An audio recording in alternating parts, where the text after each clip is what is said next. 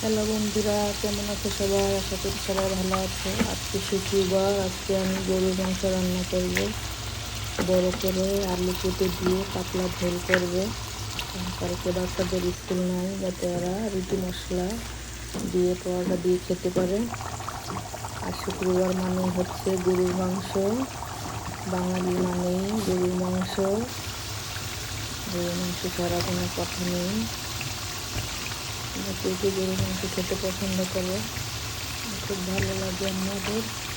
মাথায় রান্না করতেছি, সুন্দর একটা কালার হয়েছে। আর আমি করব কলমি শাক ভাজি করব চিংড়ি মাছ দিয়ে। এটা আমাদের আজকে দুপুরের খাবার। ভালো থাকবে সবাই, আল্লাহ হাফেজ। ভিডিওটা তোমরা দেখবে, লাইক কমেন্ট শেয়ার করবে।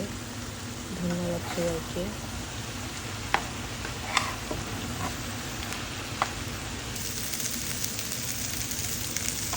ঠিক আছে, বাই বাই।